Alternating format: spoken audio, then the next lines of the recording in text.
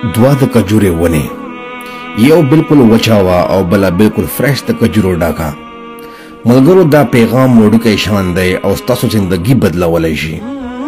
زمونږ د صحابه کرامو په وخت کې یو غټ ډاکو ډاکې او شوکې به یې کولې. ډېر بدنامه و، هر چا به پېژندو. یوه ورځ ناست و او مخامخ ورته دوه د کجورې ونې وې.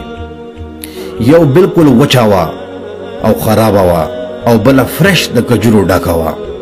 اوس یو مرغی دی او د ډکې کجورې ونې نه په خوله کې کجوره راخلي او وچې کجورې ونې ته یې وړي او دغه ډاکو ورته سوچ کې تلی دی چې دا کومه کیسه ده.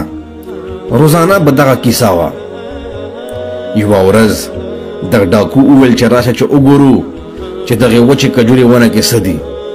دغه ډاکو هغه وچې کجورې ته په څه طریقه باندې وروخاتو چې ویې کتل نو یو غټ سوری و پکې او په هغې سورۍ کې یو مار پروت و. هغه مار پیدایشي ړوند و، سترګې یې نه وې. الله اکبر! سوچ کوه، د مار سترګې نه وې او مزل یې نشو کوی او نه یې ځان ته خوراک پیدا کولی شو.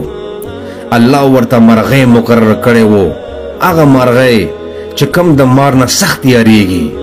خو الله خو غټ غفور الرحیم دی که نه. هغه ډاکو غلط کارونه پرېښودل او الله ته په سجدو شو. رزق ورکولو والا الله دی. مونږ که هر څه ووایو ملګرو راکوي الله.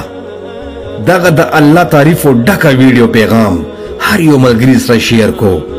د شیر بټن بم ډېر حالونه وایي د قیامت پورې. ډېره مننه.